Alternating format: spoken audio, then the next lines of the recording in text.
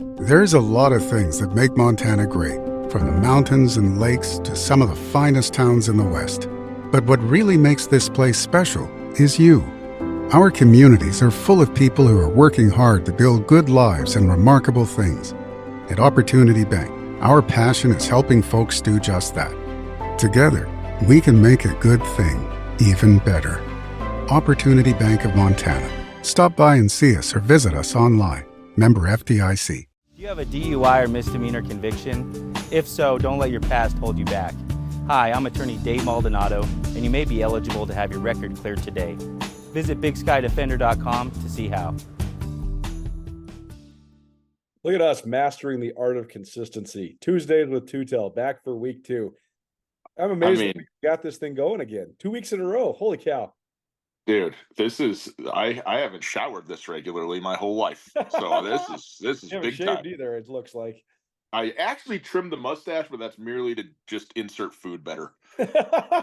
You know, I mean, you know how it is, dude. It gets out there and starts playing defense, and then you're just sloppy, and you're like, man, if I ever ran into Taylor Swift and Travis Kelce out, I wouldn't equip myself very well. Like, I got to be ready. Okay, we got to talk about this just for a second. We're going to talk Big Sky Conference football. I did that.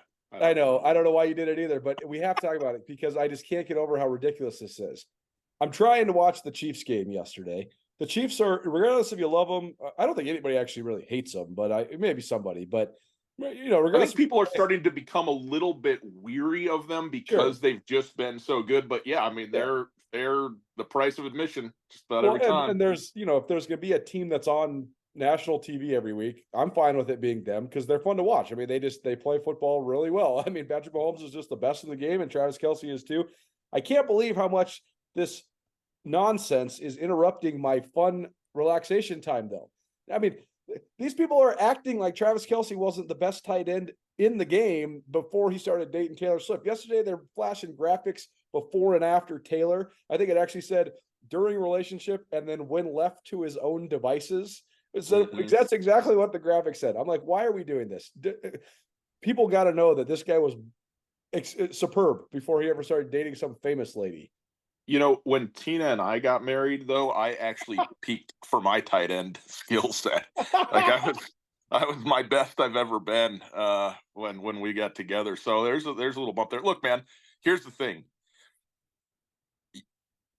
It quote unquote ruins or negatively impacts whatever your experience for you as a football junkie wanting to just watch football. But it doesn't ruin it enough that you turn away, of course, because you're still just going to watch football. But how many millions of viewers have been brought in that could give a rip about Travis Kelce, the tight end, but want to see the clips and the things, and they're only there for Taylor Swift, and that's got dollar signs all over it. And, you know, I mean, I've heard, again, rumor, conjecture, whatever, but that Taylor Swift's actually now on the NFL payroll to be at the games specifically for the wake and the gravitational pull that she brings in. And here we are, Sacramento State, Montana State, talking about Taylor Swift. And bless her heart. I mean, you know, I mean, I guess everybody's got haters, but you're going to be pretty hard pressed to find a celebrity, like just a celebrity pop star that has more in the liker to don't like her, that has a better ratio than Taylor Swift. You know, I mean, like, there's just not a lot of people who are like, oh, Taylor Swift sucks, you know? Now, maybe I'm talking to one of those people. I don't know. But I'm not in that camp. Taylor Swift's great. So let's rock and roll. Yeah, I know, it's wild, man. It just reminds you, like, there's only we think that there's so many rabid sports fans out there. And of course, every person watching this right now is one, no doubt about it. But like, it's really only like 10 or 15% of the population that actually is like obsessed with sports. And then you realize, like, pretty much every person in America knows who Taylor Swift is, and she is way more famous than Patrick Mahomes and Travis Kelce. It's wild. One of the things that actually gives me great hope, because we're in such a polemical place in the sort of ongoing just national conversations, especially surrounding politics, policies, world events, and so on. I think the total combined cable news network ratings, like all of them together, represent that, like, of people that watch any strain or strand of cable news is like 1% of the American population. And it's like, good, you know? Yeah. Like really, for the most part, we're okay out here, you know, Yes, even though that's there's a right. bunch of screaming with microphones on either end. So anyway, another aside. Let's Well, talk cats. Let's talk Cats Hornets, man. Yeah, I was gonna say about 250,000 people watched the game on Saturday night. It's good. It's Right. exciting, and it's been interesting to see because ESPN they actually ESPN2 that the network doesn't get that many good games because they've centered upon Group of Five, and so all the primetime games on Saturday are on all the big time games I should say the Power Five games they're on the networks they're on NBC, ABC, CBS. And so then a lot of the Group of Five stuff has gotten kicked to ESPN and ESPN2. And a lot of the ESPN2 stuff has just been, these battles that nobody really cares about. They would just rather put those games on Tuesdays for Maction and stuff like that. Right. So right. these Big Sky games have actually been the highest rated games on ESPN2 for those days, the last 2 weeks, which has been kind of cool to see. And Saturday was just a fascinating game, man, because this Cats team they just blow me away. It doesn't matter if they're in a close game and a tight game. They never panic. They never seem like they're going to lose. So much about college football is just the volatility of it all and how do you manage that. They don't even have any volatility. Like I was on their sidelines for most of the game. They're just chilling. They're just hanging out, having a great time. Their offensive line's just smiling like, yep, we're going to get to the third and fourth quarter. We're just going to sit on you and you're not going to do anything. So it's pretty impressive to watch. Even though this was like a back and forth game that was like a 1 or 2 score game the whole time. Once the Cats got that pick six and then scored on their next possession too, it was like they were in control. It was just so interesting to watch, even though it finishes 42-30. It never seemed like the Cats were in trouble at all. Dude, I hate doing this, but I just echo every syllable of what you just said. I really do. The Cats marched the ball right up the field their first possession, and then missed the field goal attempt. And by the way, shout out to Brandon. If you're gonna miss a field goal, by God, kick it over the moon, man. Like, get it the hell out of here. I don't want these near misses. Like, shake the hell out of it and let's just move on. You know what I mean? And by the way, he was perfect on his PATs and all. He's a very good kicker. So he's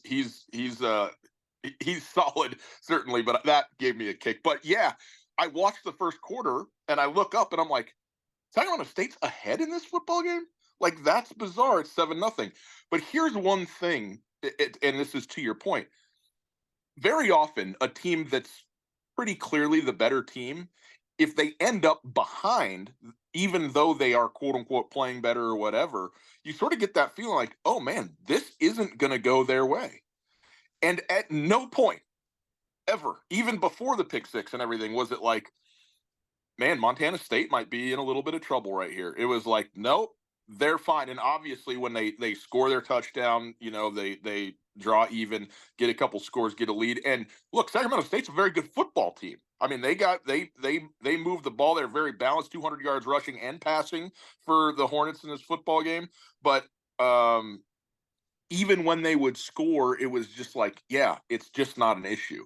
And Montana State did it with, big plays, explosive run, I think a 49-yard touchdown run. And they also did it with just 11, 12 play drives, marching down the field, 3-yard run, 8-yard run, 9-yard run, whatever, on down the line.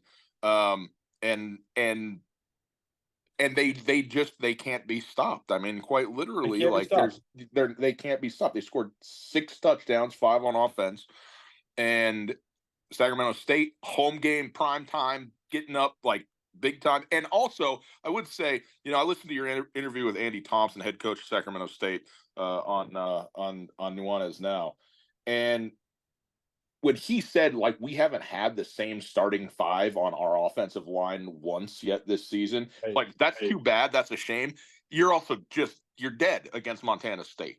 Right.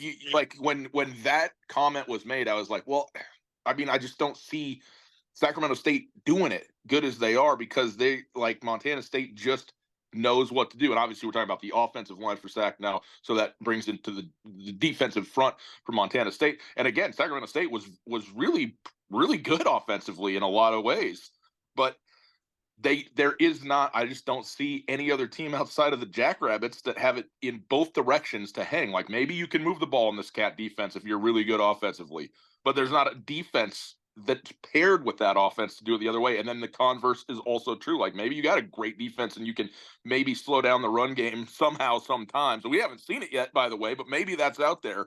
But I guarantee they don't have an offense that's gonna make it worth anything. You know what I mean? So I'm just completely. I mean, I was impressed before, and I'm still just impressed because they are just better. This is 2 versus 4 in the nation, and there's a gap there. And I mean, by the way, the same thing's true at the BS level. I mean, Michigan's the number 2 team in the nation. I don't know who even is number 3 right now, but they're a lot better than that team. Right. Like Michigan and Georgia are kind of way it. better. Yep. And there's a big space after that, and that is true in the FCS right now too. Well, I've been wondering about this, if this is coloring my observations of the Big Sky in general, because coming into this year, we've seen this stratification of college football where the haves are more the haves than they ever have been, and the have-nots are more the have-nots than they ever have been. And that's why Washington and Oregon are going to the Pac or going to the Big Ten, because they know they can't. They might as well get a piece of the financial pie, because they're not going to compete with the SEC period anyways. Like this move by Washington and Oregon is not motivated by winning; it's motivated by money, and that's it. Because nobody's beating the teams in the SEC. They have too many resources. They got it rolling too hard. Well, I don't know about that. I mean, top to bottom, if we care about top to bottom. Well, right. The Pac-12 is better than the SEC right now. No, I agree. I agree. Still, but they're all going to beat each like other. When you're Georgia and Alabama and LSU and Tennessee, like you're going to be better than Oregon State and Cal. Yes, totally. What I'm getting at though is, coming into this year, it was like the haves and the have-nots, completely cut and dry in the Big Sky. It was Montana State, Idaho, Weber State, Sac State, UC Davis, and throw in whoever else in there, and then everybody else. It's just the have-nots, the teams that play in front of nobody, the teams that don't have fan bases, all that stuff. Well, it has been flipped on its head a little bit. I think part of that's because 5 new head coaches in the league. Cody Hawkins is doing a hell of a job at Idaho State. I mean, who had Idaho State at 3-1 in league? Nobody. I thought Idaho State was going 0-4-11 this year, and they already got 3 league wins. So good job by him. Cal Poly in Northern Colorado, they're swimming. They have a long ways to go. But then at Sac and Weber, I don't think that you can blame it all. And blame is the wrong word. I don't think that either of them are not as good as they were a year ago because of their head coaches exclusively. I think there's a lot of factors that go into that, but it is a transition going to new head coaches at both those schools as well. But then I keep thinking about this. Okay, so the Big Sky has been more unpredictable than I thought. But right now, they're still, with Sac State losing on Saturday, that pretty much eliminates them from the conference title race. They're certainly going to be a playoff team, probably still, depending on how they do the rest of their schedule. But there's only 3 conference title contenders now. That's Montana State out in front of everybody. Idaho, who the Cats play this weekend, and that could be, an even the playing field type matchup. And then don't look now, but the Montana Grizzlies. They are just a one-loss team, even though they started with the worst opening week loss of anybody in the conference. But I keep thinking this, though. It's my estimation that the Big Sky is actually not as good as it was the last couple of years, even though they're still getting 5, 6, 7 teams in the top 25. I think that they're always going to have 5, 6, 7 teams in the top 25 now, because the rest of the FCS isn't that good anymore either. James Madison and Georgia Southern and Sam Houston and App State, they're all gone. And so the CAA is down, the Southland's down. It's just the Missouri Valley and the Big Sky now. But I also was wondering if maybe my entire analysis of the Big Sky is colored from the fact that I see all these teams and there's only one that's truly elite to me, and that's Montana State. And then I wonder if that's just the way I think about the entire deal. Like, I would be, at this point, from what I've seen, completely and utterly shocked if we have anything but Montana State versus South Dakota State, either in the Final Four or the national championship, depending on how the brackets work out. Right now, if it started tomorrow, it's 1 versus 2 in the Natty. I would be shocked if that's not what the case is by the end of this year. And I just wonder if that just colors my entire analysis of the rest of it. Well, I mean, maybe it does, but I mean, that's okay. Like that. Sure.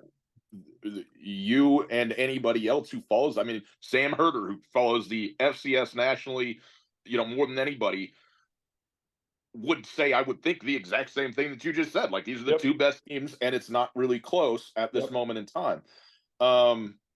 So what does that mean for the rest? I mean, here's the thing: it is relatively rare at the FCS level, at any level, but especially I think at the FCS level, to have a full and complete football team, like just strengths across the board. You and can be get impervious to injury. That's the other part about Montana State. well, They have so many frontline guys that are out, and nobody even knows or cares. They don't even. yeah, It doesn't matter. just the next thing, but they have done it, and if you're looking for weaknesses, you're going to be looking a long time, man. It's just the way it is, and that is rare, because at this level you can get some dudes that are quote unquote better than the level, or better than the conference, or you get a talented guy or a kid who was born a particular, whatever it is, tied to a coach, and you can bring in some guys who are elite. Obviously, I mean, tons of NFL talent comes out of the FCS and goes to play in the league, but it's just not even. You get it at a spot. You get it at quarterback this year, but not at linebacker, or vice versa, or whatever the case is. So to have Montana State doing what they're doing, and obviously it starts up front, I would say, for Montana State and the road graders that they have there, and their defense. Their defense is hugely benefited by their offense, man. Like, I think a lot of times we think about it in the opposite sense of like whose offense can get bolstered by the defense. But Montana State, they got a very good defense, but they also have a defense that gets 8 to 10 minute breaks 3 times a game, because their offense is just running the football wherever they want for as long as they want, using up clock and everything. And then, you can come out fresh as a daisy and start putting on smoke shows defensively when, first of all, you've just scored a touchdown, you're playing with a lead, the offense is going to become a little bit more predictable, generally speaking, and you're going to be able to get after some guys and have the energy to do it, because you're not playing as many plays, as many minutes as a lot of defenses are required to, that don't have that same systematic offense that Montana State has. Join Town Pump's Pump It Up Rewards Plus program and never pay full price for fuel again. Save 5 cents on every gallon every day at any Town Pump across Montana. Plus, earn and redeem points on your favorite in-store items to get free stuff with our clubs. Stop in and pick up a rewards card. Download the Pump It Up Rewards Plus app today. Or visit townpump.com/rewards to register and start saving. Town Pump. Right down the road. Pump it up. Oh, yeah. I mean, Tom Stuber is going to write a story later on this week about Ryan Lonergan, and I think he is the primary example of this. It's a kid from Bozeman High School who got recruited by Boise State and Colorado State and Wyoming and the whole Big Sky coming out of high school. He decides to stay home, play for the Cats. He wants to play for Jeff Choate. And then he's just been buried behind the 2 best tight ends in the conference, in Drayton Pickering and Derek Snell. And then Snell gets a busted up ankle late in the week last week, and he tries to warm up. He can't go. So he gets thrown in the starting lineup 60 minutes before they even kick against the number 4 team in the country. And he has to go in there and play basically H-back/fullback, putting his hand in the dirt and blasting people. And he plays awesome. And he played well enough that we're writing a story about him. That guy almost everywhere in the country leaves, because he would start everywhere in the Big Sky Conference. And right. He's just there as the 3rd string guy behind 2 potential NFL guys, and he's just gonna hang out. And I mean, that's what's so impressive though, is they have this culture where guys want to stay around even if they're not playing that much. And then when it's their opportunity to play, they step in and they don't miss a beat. I mean, that is coaching in a nutshell, and that is culture in a nutshell. We talk about both those things sort of arbitrarily all the time, but that's what it's all about. And that's where Brett Vigen and his staff deserve endless amount of credit. Well, with the transfer portal and NIL, I think a lot of people thought that culture would become less important than it has ever been, because you just can go reload the next year and dudes are going to leave and dudes are going to come. But to your point, I think if you can do it, there's a lot of ways to skin a cat. Deion Sanders brings in 150 new dudes to Colorado, and they're not great, but they are a very solid football team.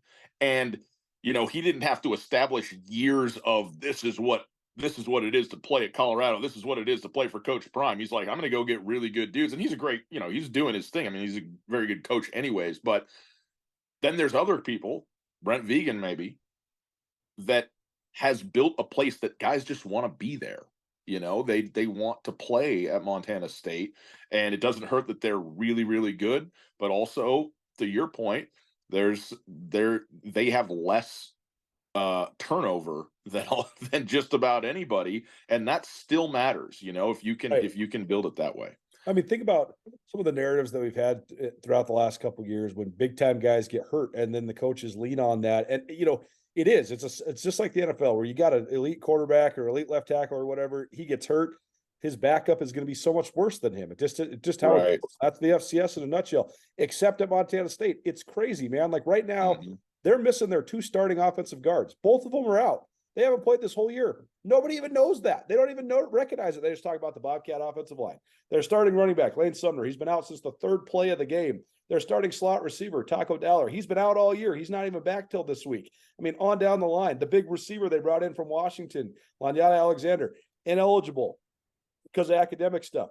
It doesn't matter. They still just keep on churning. I mean, Tommy Mellott is arguably the most famous person in Montana and arguably the face of their entire university. And he missed 5 weeks. And what did they do? Rolled everybody. One every one. I gotta say too, one thing, if I was going to find one thing, and you gotta look pretty deep to critique Montana State football wise on, it would have been their use of Sean Chambers, especially in goal line situations, because it has been utterly predictable. And I mean, he's a big, strong kid, and it's not like they're trying to fake anybody out. Everybody knows, okay, Ted's going to get out there, get the ball, and just try and blow some people off the ball at the offensive line and roll in. But it is not a sure thing the same way that the brotherly shove is a sure thing in Philadelphia, where we're getting a yard guaranteed. And I've seen Sean Chambers running into wall after wall after wall, just hammering it right up the middle. And of course he's scoring some, but he's also getting stuffed a lot. And I thought in this game, he threw 2 passes. One was a touchdown and one was an interception. And you know what? I love them both, because finally you have some tape that shows, hey, we will let this dude put it in the air, and you got to stay honest. And we already, score a throwing touchdown down near the goal line when, a team didn't stay home because they thought they knew it was coming. So I even thought that little just change of repetition, is good. And now every team that plays them is going to have to look at that tape and understand, okay, like, it's very likely he's going to run, but it's not certain anymore. And that also matters. So I thought, again, that the halfway point to have new things. I mean, not that he hasn't thrown a pass all year, but that you get those aspects in it. And I think it matters. Montana coming off of a bye this week, playing Northern Colorado. Montana's traditionally actually been sort of flat coming out of byes under Bobby Hauck. Coach Hauck said after they beat Idaho, he didn't want to bye. He said, this team's rolling. We've gotten way more healthy as the season has gone along, so we don't necessarily need the rest to get all charged back up. But the news for the Griz, they play Northern Colorado on Saturday. So you expect the Griz to move to 7-1 going into November, and now all of a sudden this sets up this great slate. We'll be coming to you live on ESPN College Game Day before the action on Saturday. Ryan will be chipping in on that one as well, so we'll give you some more details later on this week on Nuanez now. But so we won't spend too much time on the Griz and Northern Colorado, but I mean, there's no way this is a trap game, right? I mean, these guys they're just going to get it done and then host Sac State under the lights in 2 weeks, right? If I hadn't seen Northern Arizona versus Montana, I would say absolutely, but I did see it, and everybody else saw it. And there's a certain way in which, because that happened, this becomes less of an opportunity for a trap, I think, because they already got trapped in a sense, and so you have to be sort of vigilant for that kind of stuff. That said, it certainly would traditionally be a trap situation. I think Northern Colorado is just not good enough to make it that. But you're talking about a team that just came off their best win of the season, of a rivalry game, one that completely changed the narrative of their entire year, gets a week to sit and think about it and just feel themselves, and then is going to go out in a home game against a bad team. And that right there is just a recipe for disaster for teams in general. But of course, I just don't think it's going to happen. I mean, look, Washington goes out and beats Oregon, right? Then they play a 1-win Arizona State team, and they go right down to the wire trying to figure out how to score with the, one of the Heisman Trophy candidate leaders throwing the football around.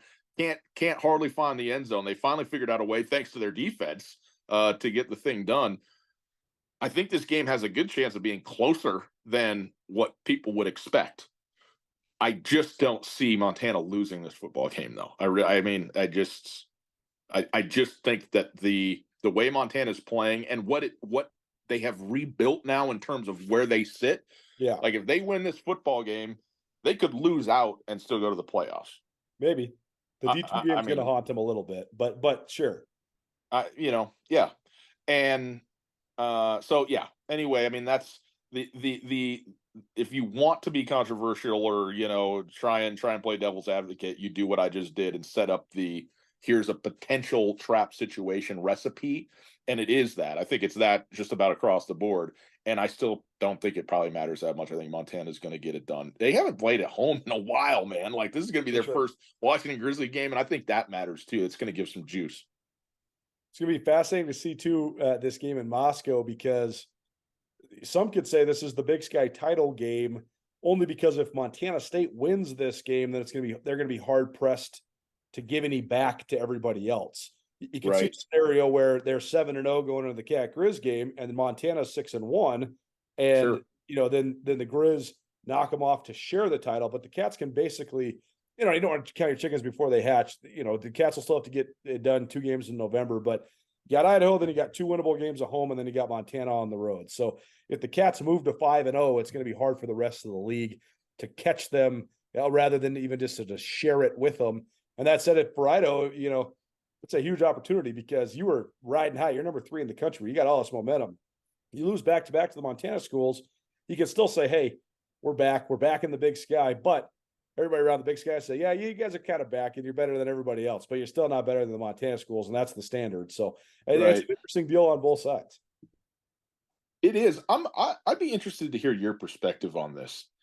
How much does the Big Sky Conference title mean to teams? Because I think that it's gotten jaded the last couple of years because Sac State went undefeated in league twice in a row, but they didn't have to play the Cats, and so everybody's like, "Oh, these guys are co-champions." But then there's a couple other teams that are playing in the later rounds of the playoffs, and it hasn't been Sac State. So I think that it has been. I don't know. I mean, I think it matters still, but I do think that there's a little bit of it's certainly like jaded a little bit. I think so. I think it certainly matters. And I think that is like always sort of a checklist goal of teams who are good and expect to be good in the Big Skies to win the Big Sky Conference. But to your point, when you don't play everybody with, it's not even split by division. It's just this sort of random pop of who you're going to get in your conference schedule year in and year out, plus your 2 rivals. Winning it seems a bit convoluted. Also, we've seen so many ties and co-champions. This thing's been shared multiple ways, 2-3 ways, at times.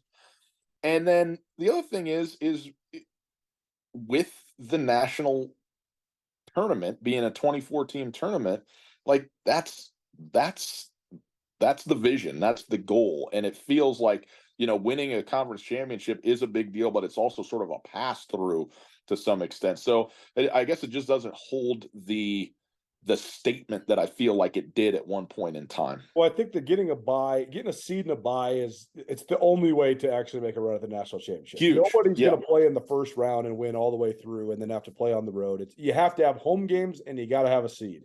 So that in itself, I think the Big Sky has risen to a level of prestige where most of the teams are going to get home games. That's the part where sometimes the non, premier schools get screwed because, when they win the league and then they're not Montana who draws really well, so they get sent on the road or, whatever it might be. So right. I think that the Big Sky title has more cachet for the traditional powers within the league. Like, yeah, Big Sky title means more if you're Montana State, and Idaho, because it means you're going to get all the other things that come with it as well. Right. And I do think, like, for Idaho, for instance, I think it would be hugely meaningful now because you haven't been in the league and it's been a long time since Idaho's, been a Big Sky champion and that kind of thing. And so to be able to have that, and for Coach Eck to sort of continue to build that program within the context of being back in the Big Sky Conference, I think you could get a lot of run out of that. And obviously, I mean, Bobby Houck, his history in the Big Sky Conference and at the University of Montana, I think it would probably matter to Coach Houck as an individual more than just about anybody else to win, a Big Sky title or get to be, claim to be Big Sky champions. But in terms of the upshot of it, to your point, if you're the Big Sky Conference champion, it means you're getting a seed, and it means you're getting a home game, and it means you're getting a bye. And that stuff is tangible, necessary, important stuff that sort of is and the conference is almost derivative of that. Like, that's the stuff that you're after. And then if you become the Big Sky Conference champion, it generally is evidence that that's what you're going to get. Is there any way Idaho upsets Montana State on Saturday? I mean, sure.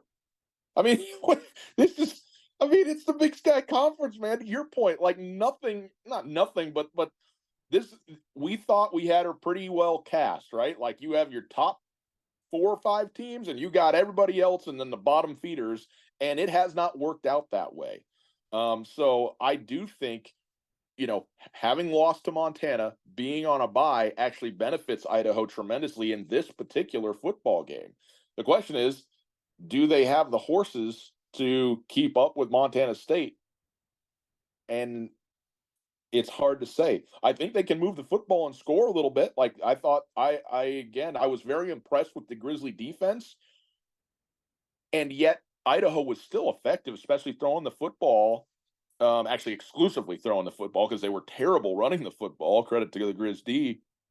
And so I think they can score some points, but are they going to have any way to stop the Montana State run game? And so far, no one has. And that is what's Coach Vigen say? If we run for 200 yards and don't turn the ball over, we are not losing, period. And that's a pretty good recipe for success. Tuesdays with Tootell here on SkylineSportsMT.com. Anything else before we get you out of here? I just think you're great. I'm all aflutter being in the presence of this fame and joy. I'm so thankful. Well, thanks for being here, man. We'll see you next week. Sick. Okay, how do I start? At Blackfoot Communications, our mission is to connect people, businesses, and communities, bringing a world-class fiber network to homes, communities, and businesses of all sizes. Ensures Montanans have access to fast, reliable, and secure internet and phone services. Are you ready for fiber internet? To find out if fiber is coming to your area, visit goblackfoot.com/readyforfiber. Connect to more with Blackfoot Communications.